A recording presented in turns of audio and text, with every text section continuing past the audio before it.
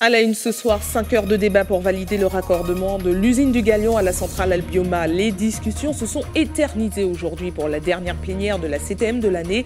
Les réparations un temps envisagées ont été définitivement écartées. 500 passagers ont embarqué cet après-midi à Fort-de-France à bord du Costa Pacifica. La formule croisière séduit de plus en plus les Martiniquais. Les fêtes de fin d'année sont devenues la période idéale pour tenter l'aventure. Autre tendance pour les réveillons, mais dans nos assiettes, les capons deviennent de véritables incontournables. Nous irons dans un élevage à Trinité, victime de son succès. Enfin, les professionnels du BTP tirent la sonnette d'alarme sur leur situation. Ils dénoncent le manque d'investissement des collectivités publiques. Le porte-parole des syndicats du BTP, Raymond Granville, que vous voyez à l'antenne, est notre invité. Bonsoir à tous et merci de nous accueillir dans cette tranche info que vous pouvez suivre en direct sur Facebook.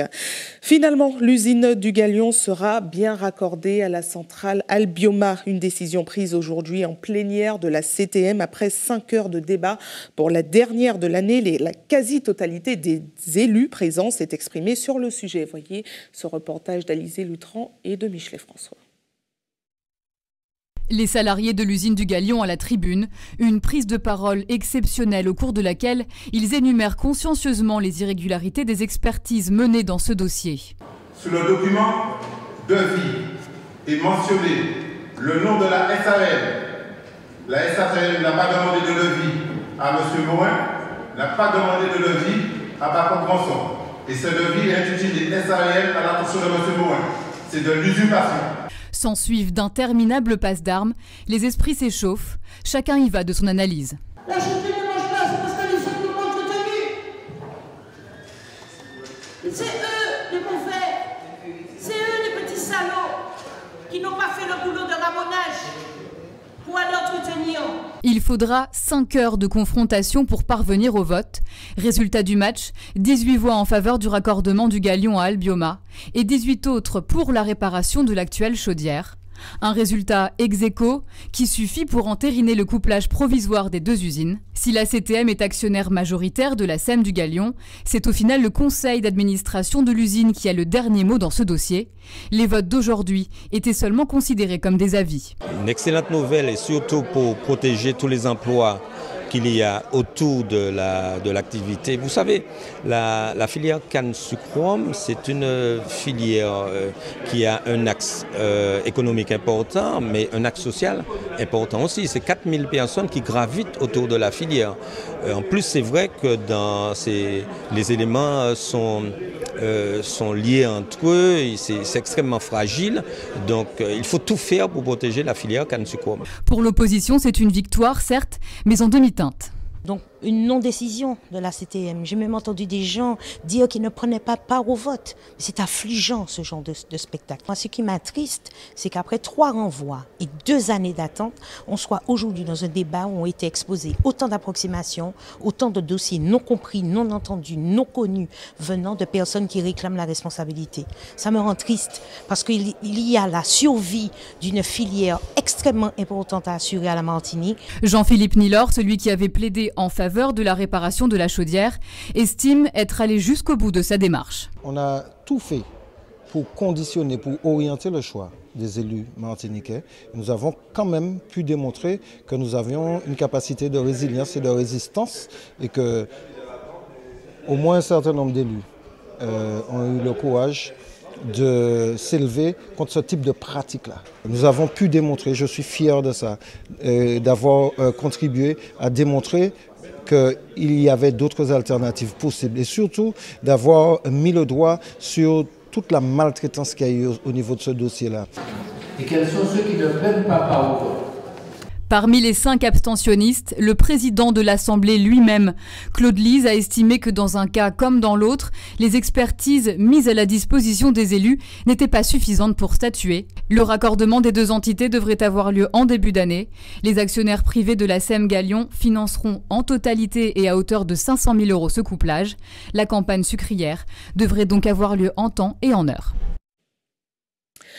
La fédération FN est officiellement installée en Martinique. Une conférence de presse de présentation de la branche locale a été organisée cet après-midi pour présenter les grands enjeux à venir. Marie-Jeanne Janville, qui a été nommée secrétaire territoriale du FN en novembre dernier, s'est exprimée face à la caméra de Michelet François. Nous l'avons dit au deuxième tour des présidentielles que nous ne voulons pas laisser orphelins tous ceux des 36 000 Martiniquais qui ont porté le suffrage sur le nom Marine Le Pen. Et donc maintenant, nous attendons le 10 mars et le 11 mars, nous avons le congrès, nous avons une refondation qui va permettre, qui sortira d'un nouveau nom. Et à partir du mois de mars 2018, la Fédération Martinique sera déjà opérationnelle. On a compris que les partis existants sont des partis électoralistes, à but électoraliste, qui sont là pour le pouvoir, qui sont assoiffés de pouvoir, et bien sûr, on leur remplit leurs poches. Donc ils sont déjà encore maintenant là, en campagne, alors que la Martinique est à l'arrêt, et que les Martiniquais, qui sont les plus fragiles, les plus vulnérables, sont dans la souffrance et ne voient rien venir. Monsieur Juvenal Rémy reste toujours adhérent du FN. Donc maintenant, tout le monde le connaît en Martinique. On sait que c'est celui qui, bon, à des moments, il apparaît. Hein, donc on le voit apparaître et puis il repart, il revient. Donc il est toujours adhérent du FN par contre. Les Martiniquais m'abordent, sont très satisfaits, m'encouragent et surtout me félicitent d'avoir eu ce courage. Hein, de me lever, si vous voulez, pour défendre un programme qui répondait vraiment aux attentes des Martiniquais qui sont dans la souffrance. Attention, un appel à témoins a été lancé par la gendarmerie de Martinique. Un vol avec armes a été commis sur la route départementale 1 au quartier Fourachot, au Robert, dans le sens Robert-François. Les faits ont été commis hier soir entre 20h15 et 20h30. 2 individus armés ont dérobé un scooter circulant sur l'accès. Une attaque qui a généré un léger embouteillage. Toute personne susceptible d'avoir été ralentie à cet endroit et témoin de l'agression est priée de contacter la brigade de recherche de Trinité au 05 96 58 17 39 ou tout simplement le 17. Lorsque le bâtiment va, tout va. Une formule qui remonte au 19e siècle et qui pose la construction comme principal moteur de la croissance. Sauf qu'en Martinique, il semblerait que la situation soit catastrophique. C'est en tout cas le cri d'alerte poussé par le porte-parole des salariés du BTP qui est notre invité, Raymond Granville. Bonsoir. Bonsoir Tamina Doré. Merci d'avoir accepté notre invitation. Merci. Alors, on parle de situation catastrophique. La semaine dernière, on évoquait de nombreux licenciements que les chefs d'entreprise étaient obligés de faire faute de chantier. Comment expliquez-vous cette situation déjà ? Mais écoutez, depuis l'année 2010, la branche du BTP a perdu plus de 2000 salariés. Aujourd'hui, donc, nous avons attiré l'attention du préfet sur une situation que nous ne pouvons rester les bras croisés. Parce qu'on s'aperçoit qu'il y a donc un bon nombre d'entreprises qui ont déjà mis leurs salariés en chômage partiel, et cela dure depuis 6 mois. Et étant entendu que, passé ce délai, soit ces salariés risquent d'être licenciés, et nous avons par cette occasion de rencontrer le préfet, demandé que la diète puisse pouvoir donc, faire une rallonge de cette partie de prise en compte du chômage partiel. Et qu'est-ce que le préfet vous a dit ? Vous l'avez rencontré cet après-midi. Exactement. Donc, nous avons vu le préfet et ce n'est qu'un élément parmi donc, toutes les démarches que nous avons entreprises, puisque je suis le porte-parole de tous les syndicats de BTP, la CGT BTP, la CSTM, la CGTFO, la CFTC. Et bien entendu, nous faisons la tournée de tous les donneurs d'ordre, aussi bien donc, l'association des maires, le président de la CTM a reçu un courrier. L'ensemble des bailleurs sociaux nous ont reçus et aujourd'hui, bon, j'ai entendu que les bailleurs disent qu'il y a une dotation donc, de 1000 logements qui doivent être faite pour la Martinique et nous sommes loin du compte. Donc il y a un véritable problème dans ce pays. Mais le préfet, il dit quoi de tout ça? Qu'est-ce qu'il peut faire pour vous? Est-ce qu'il peut faire quelque chose? Chacun a sa part de responsabilité. Nous avons interpellé le préfet sur une partie donc, qui le concerne, c'est-à-dire que sur la partie de mise de désavantage des locaux publics. Donc il faut créer donc, des hôpitaux. Donc la semaine dernière, il y a le maire de Trois-Îlets qui a demandé de construire un hôpital aux Trois-Îlets. Donc ça aussi, ça permet de redonner de l'activité à la branche BTP et faire en sorte que cesse cette dégradation dans ce secteur d'activité. Et il a dit quoi? Que c'est possible? Mais écoutez, il nous a dit que de toutes les manières, donc, lui, il fera sa part de boulot. Il y a donc la collectivité majeure, la CTM, qui doit faire sa part de boulot. L'ensemble des EPCI doivent faire leur part de boulot. Il y a les fermiers donc, qui... Mais c'est quoi faire sa part de boulot? À savoir donc, porter, donc, si par exemple sur le logement social, nous disons que 1000 logements, c'est une barre qui est fixée, mais on doit aller à plus de 1000 logements. J'ai entendu ce soir donc, que les élus disent qu'ils sont à 1117, mais quand on dit 1117, on mélange tout dedans. Donc les bailleurs sociaux sont d'une fourchette entre 800 et 900 logements sur l'année 2018-2019.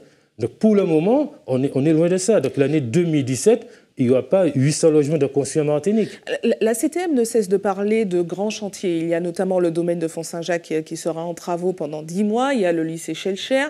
Il y a également de nombreux logements sociaux qui sont inaugurés très, très régulièrement. Est-ce que vous n'êtes pas un peu alarmiste? Non, pas du tout. Parce que moi, je vous dis, la société Comabat a mis tout son personnel au chômage partiel.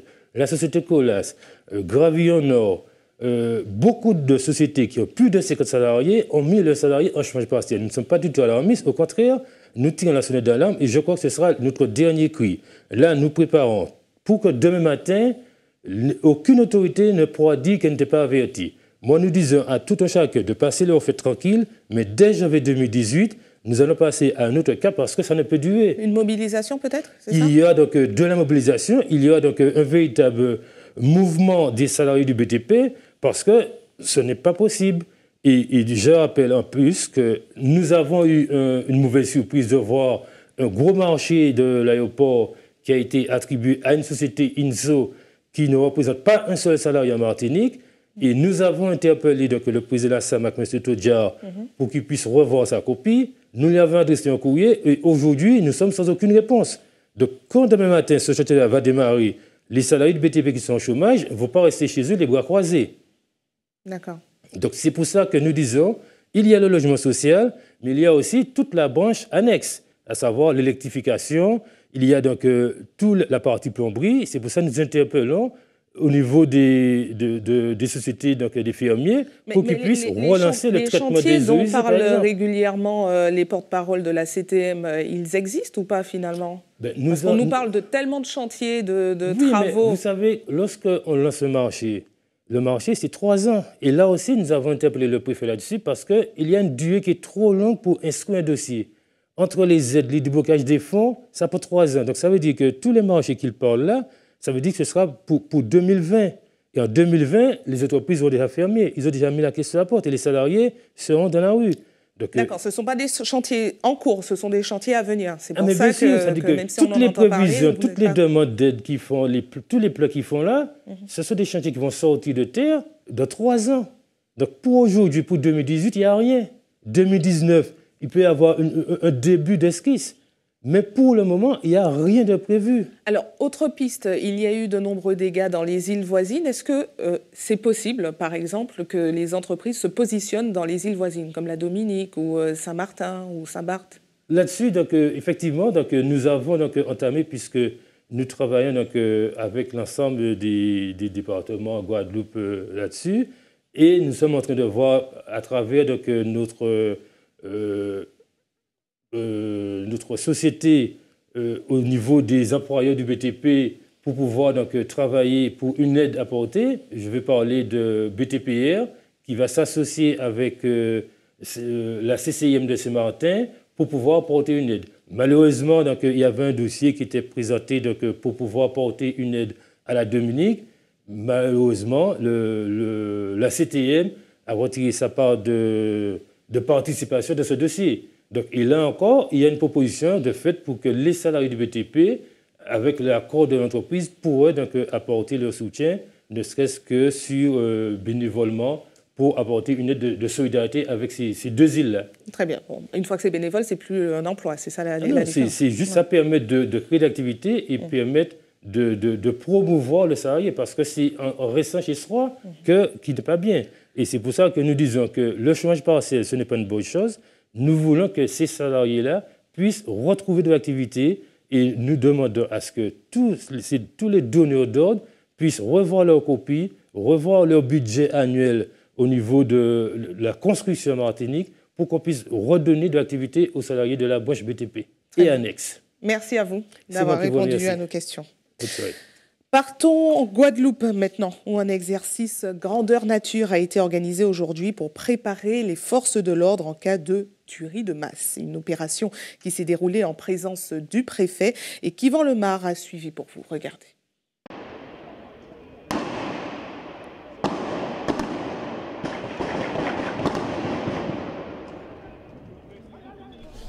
Lors d'une rencontre sportive au gymnase du Krebs, un groupe de 6 terroristes s'est introduit dans les locaux et fait feu sur les élèves.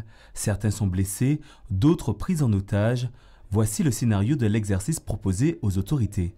L'objectif, c'est que les forces d'intervention soient en capacité de réagir. Les forces d'intervention, ce sont les premiers niveaux d'intervention, police secours, police municipale éventuellement, l'escadron en renfort sur la zone de sécurité prioritaire. Dès qu'il y a un appel 17 au centre d'information et de commandement pour alerter sur des coups de feu multiples, répétés, les équipages interviennent avec toutes les précautions d'usage, armes à la main, pour être en capacité de réagir et faire un premier point de situation. Dans la foulée, ce sont les brigades anticriminalité et la compagnie départementale d'intervention appelée les deuxièmes niveaux d'intervention qui eux sont en capacité de riposter avec de l'armement lourd, de l'équipement collectif lourd, des boucliers, des casques et ce qu'on appelle le HK G36. Et le troisième niveau d'intervention qui doit se mettre en place, c'est celui du GIPN. Donc moi-même, je n'avais pas la connaissance exacte du déroulement des faits qui s'est produit au fur et à mesure, comme dans une situation réelle. Pour cet exercice, 200 personnes ont été mobilisées, dont 60 élèves du Krebs pour jouer les victimes. Durant 3 heures, les différents services de police et de secours ont pu tester leur gestion de crise et leur coordination. Ce qu'il faut bien comprendre, c'est que dans l'exercice d'aujourd'hui, ce qu'on appelle la tuerie de masse, ce sont les policiers ou les gendarmes, ça se passe en zone gendarmerie, qui sont menants, et les services de secours qui sont concurrents. Alors que d'habitude, dans toutes les autres gestions de crise, police et gendarmerie se mettent à disposition des pompiers. Donc ça, c'est vraiment la différence fondamentale. Le bilan des différents services de police, du SAMU et du SDIS sera fait et mis en commun afin de vérifier la capacité à respecter le schéma national d'intervention en Guadeloupe. Toujours en Guadeloupe avec une opération de valorisation. Cette fois-ci, les dirigeants des entreprises à vocation sociale ont été récompensés. Une initiative de la boutique de gestion Guadeloupe et Île-du-Nord qui est un réseau de conseillers spécialistes de la petite entreprise. Voyez ce reportage d'Anne-Elisabeth Artsen et de Moïse Dexter.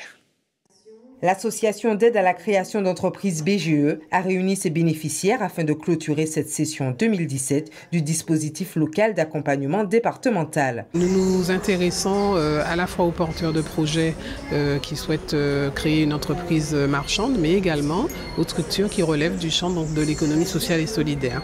Et c'est en ce sens que ce matin, nous nous trouvons donc au centre culturel de Sonis pour mettre en valeur justement les accompagnements qui ont été effectués durant l'année 2017 dans le cadre du dispositif local d'accompagnement.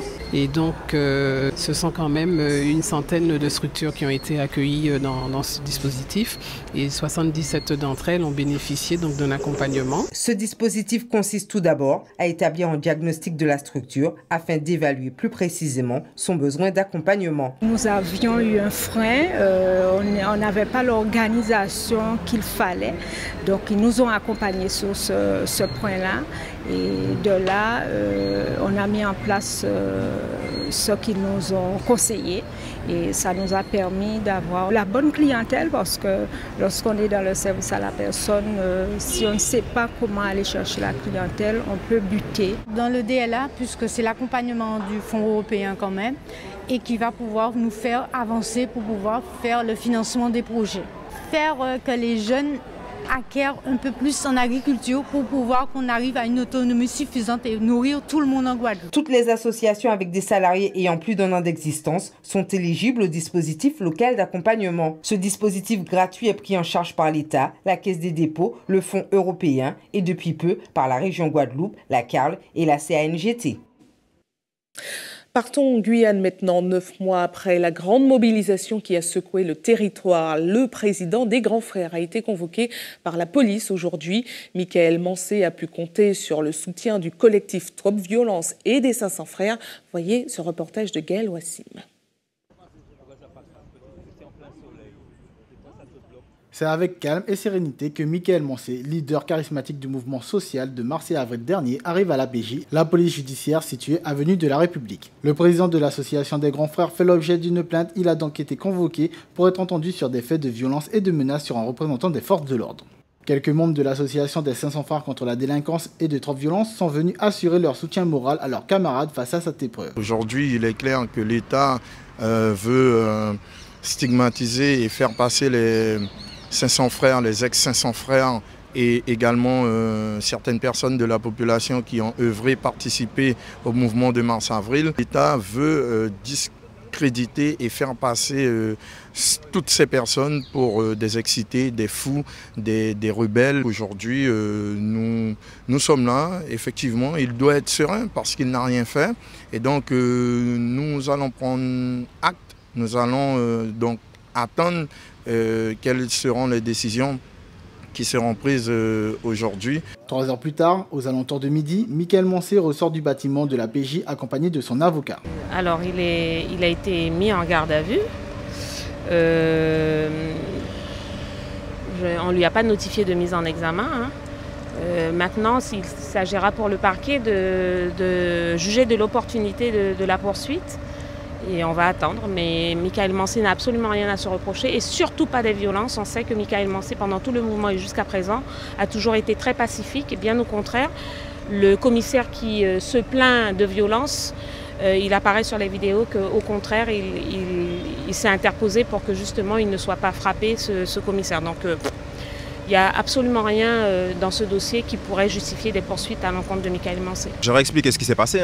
Vous savez, c'est le 7 avril devant la préfecture, quand ce commissaire a été pris à partie et qu'on l'a défendu. Il a cru que je faisais partie des gens qui l'ont frappé. Mais c'est impossible que je l'ai frappé. On l'a bien vu sur les images. Il n'est pas à ma portée de toute façon. Et puis, ce n'est pas dans mon intention de frapper un policier. Ce n'est pas avec la police que je veux faire la guerre. Donc, non, voilà. Il a déposé plainte, c'est son droit. Maintenant, il y a eu l'enquête. Ils ont les éléments dont ils avaient besoin et le magistrat prendra sa décision. Voilà. Serein à l'issue de cette garde à vue, Michael Mancé ne semble pas inquiété outre mesure. Restez avec nous à suivre. Dans un instant, nous parlerons de ceux qui font le choix de fêter Noël hors de Martinique. Près de 500 passagers ont embarqué à Fort-de-France à bord du Costa Pacifica. Et puis, dans notre JT des communes, Hubert Bornil vous présentera une éleveuse de chapons victime de son succès. La volaille est très prisée pour les fêtes de fin d'année. Mais avant, place à l'ambiance de Noël. Une grande fête a été organisée aujourd'hui en l'honneur des enfants bénéficiaires de l'aide sociale à l'enfance. Une animation que Camille Joseph a suivie pour vous cet après-midi. Regardez. Ils ont entre 3 et 21 ans. Ils sautent, ils courent, ils s'amusent. Pas de doute, c'est la fête. Avec en prime, la visite d'un autre homme à la barbe blanche qui a tenu à faire le déplacement. C'est pourquoi je suis là, avec le Père Noël, pour vous distribuer des petits cadeaux. Les cadeaux que vous avez là, c'est la collectivité même qui vous les offre. Un arbre de Noël organisé tous les ans par les services de l'aide sociale à l'enfance.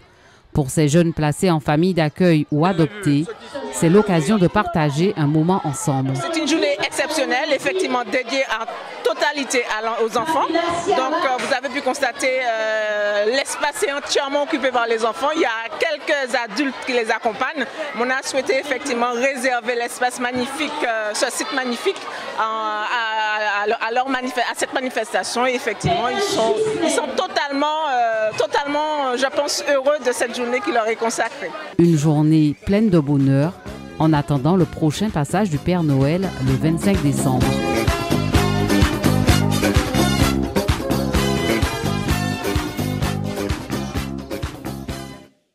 Allez, on reste tout près de vous. Nous passons tout de suite à notre JT des communes.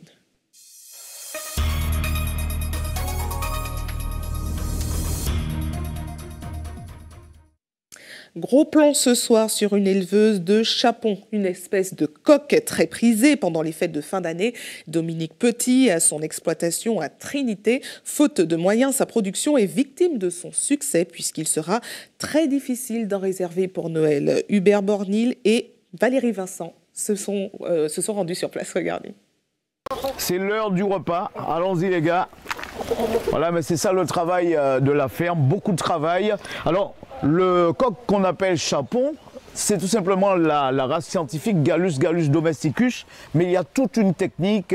Il faut soulever l'aile du coq et puis une sorte de castration, ce qui donne à la chair une tendreté pas possible. Les gens en raffolent, notamment en période de fin d'année. Allez, Dans la fraîcheur de Bassignac, Dominique Petit s'adonne pleinement à sa passion, l'élevage. Elle possède toutes sortes de poules dans sa ferme.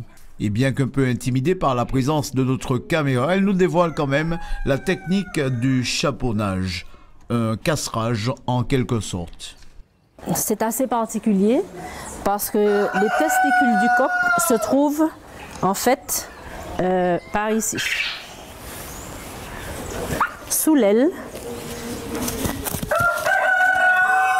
près de la colonne vertébrale. C'est par ici. Donc il s'agit d'une incision qui se fait à un endroit très précis. Avec les fêtes de fin d'année, les commandes affluent et les éleveurs qui maîtrisent l'opération de chaponnage, il y en a très peu en Martinique. Cet animal, il est, il est déjà chaponné à l'âge de 2 mois environ. Et pendant les 6 mois de sa vie, il sera élevé en plein air. Il peut manger coco, banane, lait. De son côté, la jeune femme se bat pour augmenter son capital chapon. En ce moment, la demande dépasse largement l'offre, alors il y a du travail. Quand j'ai commencé, on ne parlait pas trop du chapon encore ici et ça a été une nouveauté. J'ai des clients qui me suivent depuis 20 ans maintenant.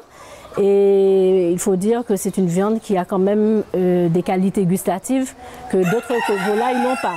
Souvent, ils sont faits au four, farcis comme une dinde, mais comme la viande est très moelleuse, parce qu'il faut savoir que le chapon développe une graisse dans le filet qui le rend extrêmement tendre. En tout cas, pour la fin de l'année, il n'en reste plus. Il va falloir attendre l'année prochaine ou bien tout simplement la fête des mères pour manger du bon chapon. Entre-temps, j'ai mes amis Caramel et Sushi que je vous présente. J'aime ça, hein. Et l'autre là, il vient. Voilà, ah, dans le seau carrément. Ben oui, bon, allez. Carrément. Ah ouais, dans le seau. Dans le seau, ah, ça fait mal à la tête, les gars. Hubert Bornil s'est fait des amis. Je vous le disais en titre, la croisière est une formule qui séduit de plus en plus en cette période de fin d'année. Les réservations des paquebots affichent complet. C'est le cas par exemple de la compagnie italienne Costa Pacifica qui est partie aujourd'hui de Fort-de-France. Le géant des mers s'était même fait une beauté pour permettre aux passagers de passer les fêtes dans les meilleures conditions possibles. Reportage d'Anaïs Gall. Eux ne fêteront pas Noël sur notre île, mais en mer des Caraïbes, à bord de cet immense paquebot. Dans la file d'attente, près de 500 Martiniquais, pour qui réveillon rime avec évasion. Ce n'est pas la première fois, ça fait au moins plus de 10 ans que nous faisons des croisières au mois de décembre. C'est une tradition, c'est pas d'aujourd'hui. Tous les bateaux qui passaient avant ça ont voyagé. Mais comme on travaille dur, alors c'est une détente pour nous. C'est notre première croisière, on a décidé de couper un peu de la réalité, de passer une semaine de rêve en famille, voilà, pour les fêtes. À l'intérieur, plus de 2600 passagers font déjà partie du voyage. Ils ont embarqué en Europe à bord de ce navire italien qui s'est même refait une beauté pour l'occasion. Ici sont la gelateria, c'est où on a toutes les glaces qui sont préparées fraîches sur le bateau. Très agréable. On a presque toujours pris notre café ici. On est bien, on a tout, on ne fait plus rien à la maison. Les aménagements nécessaires pour entamer la saison et se démarquer face à la concurrence. Les travaux ont duré pendant 11 jours sur le port de Marseille en fait, et donc nous avons plus de 800 techniciens qui sont venus travailler à bord, nuit et jour, d'accord, pour refaire une petite beauté, pour pouvoir être prêt pour partir pour Noël, pour les fêtes de fin d'année dans les Caraïbes. Dans les cuisines aussi, tout est prêt pour accueillir les 3200 croisiéristes attendus pendant les fêtes, des centaines de kilos de pâtes, mais surtout des mets plus gourmands pour le soir du réveillon. On va servir du homard, du saumon fumé, de la bisque de homard, du filet Wellington, des plats communs à toutes les cuisines. Mais ce qui est typique, c'est qu'on va servir des desserts traditionnels italiens, comme des panettone, des pandoro et des torone. Ces dernières années, les bateaux de croisière sont de plus en plus nombreux à s'implanter dans la Caraïbe, une formule tout confort qui a beaucoup de succès, particulièrement durant la saison de Noël.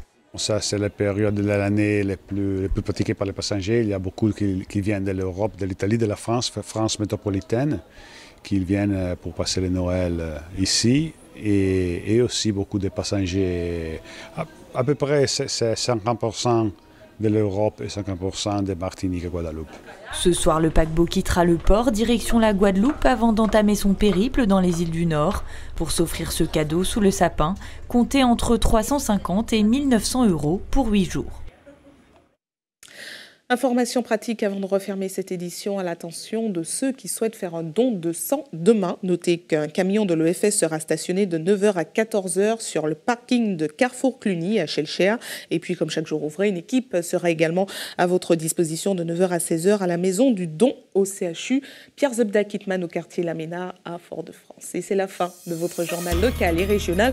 Mais ne bougez pas, la tranche info continue. On se retrouve dans une poignée de secondes avec Régine Germani en Tchè Pays. À tout de suite.